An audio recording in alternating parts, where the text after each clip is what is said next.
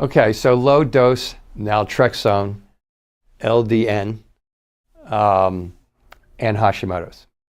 So I don't use low dose naltrexone for Hashimoto's. And one of the main reasons is I'm not a medical doctor. Okay, I'm a chiropractor by that's what I graduated from. That's my diplomate or whatever. My doctorate is in chiropractic. I do functional medicine. And I do functional neurology, and so that's the path that I have chosen. And LDN is a medical procedure. Now, having said that, I have a lot of people who come in here on LDN. I have a lot of people who want to know about it. So I've done a lot of background research on it, and here's been my observation on it from a non-medical doctor. Okay, it's basically it's a medication that the alternative doctors mostly use. It's one of their, I don't know if it's fair to say holy grails, but it's one of their first tools for autoimmune thyroid disease. So basically, when you get autoimmune thyroid disease, you have a lot of inflammation hitting your thyroid, and that inflammation is coming from could be 40 different places, okay, or more. So that inflammation creates an inflammatory response, and you get shaky and jittery when the thyroid hormone starts going out. And the medical model doesn't really treat Hashimoto's very well. I don't think, anyway, because they'll usually look at your numbers, give you a thyroid hormone, it'll work, it won't work, maybe it'll make you worse because there's binders in there that are part of the triggers and so on and so forth.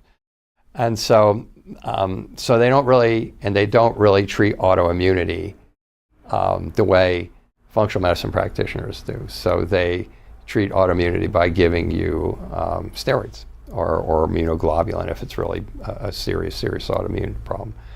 So in between all of that is low-dose naltrexone.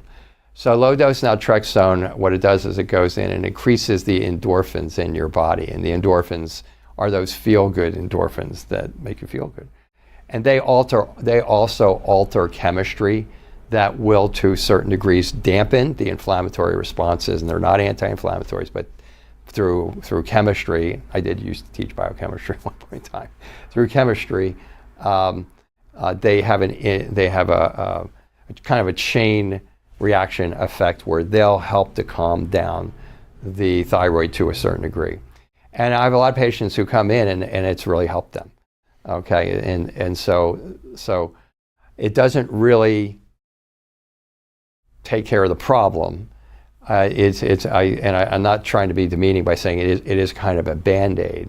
And then there are a lot of people, and I don't know who's asking this question, but there are a lot of people that can't take it because it will cause a lot of people to have bad dreams and nightmares and things of that nature.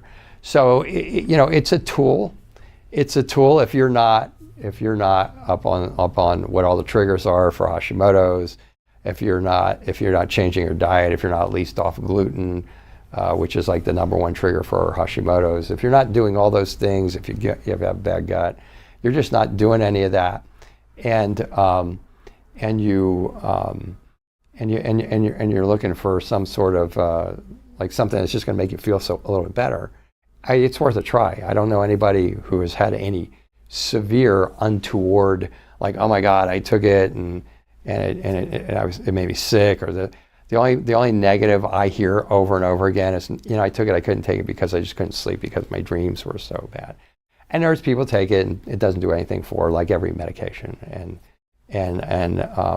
that's pretty much what I see in clinical practice. I haven't gone online to see the Wikipedia the Wikipedia explanation of low-dose naltrexone or anything, but in real practice, that's been my experience of treating several thousand, probably at this point in time, Hashimoto's patients.